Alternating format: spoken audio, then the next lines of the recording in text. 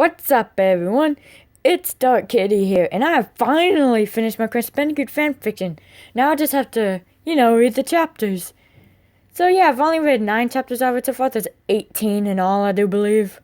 So yeah, anyways, let's read chapter 10. Cortex and Entropy searched the whole pyramid, but Beatrix and Oxide could not be found.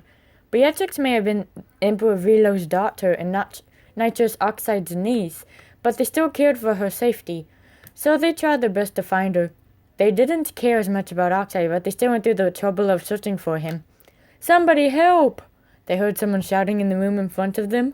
They walked inside the room and followed the cries for help. The room they had entered was magnificent. Gold filled almost the whole floor. Even the room itself was made out of pure gold. Cortex felt like he was in heaven. Entropy didn't care much about riches, but he did care about his friends and family. He may have been a villain, but there was a little bit of a soft side to him. While Cortex was looking at the gold, Entropy was looking for the source of the shouting. He rolled his eyes at Cortex's ignorance. All he cared about was gold, while Entropy cared about much more than that. "Come on, Dr. Cortex," said Entropy. "We don't have time to be playing around. We need to find Beatrix and Oxide, remember?" Cortex stood up and walked beside Entropy. I know, he said, "but look at all this gold. Isn't it magnificent?" Entropy rolled his eyes again.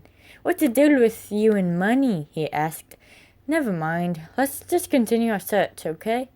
Cortex sighed. "Fine," he said. "Who was that screaming anyway?" Entropy had almost forgotten that someone had even screamed earlier. "Oh, that's right," he said. "We were searching for that person as well. I guess we can do that first." "Sounds good to me." "Someone help!" They heard someone shout again. "It's going to get me." "What's going to get you?" Entropy asked, not sure whom he was even talking to.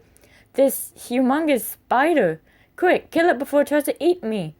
"Where exactly are you?" "I'm behind the tallest pile of gold. Please hurry up and rescue me." "Don't worry, we'll come save you." Cortex and Entropy looked behind the tallest pile of gold and saw a young woman tied up to a wall. There was a giant spider trying to eat her. She screamed louder with each step it took towards her. Cortex pulled his gun out of his pocket. He hardly ever used it, but this was an emergency.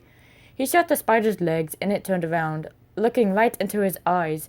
It grabbed him, ready to tear his head off. He was the one who needed help now. "Entropy," he said. "I need help." Entropy summoned his tuning fork and hit the spider's legs one by one.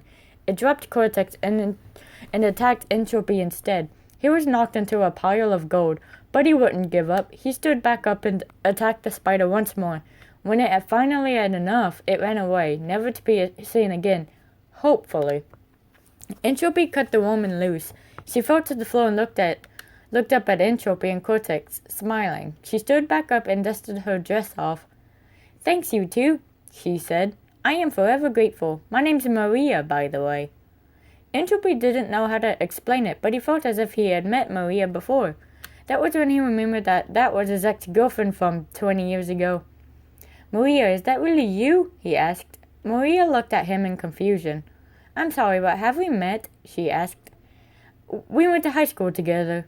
Maria tried to remember who this was. When she finally remembered, she hugged Entropy and gave him a kiss on the cheek.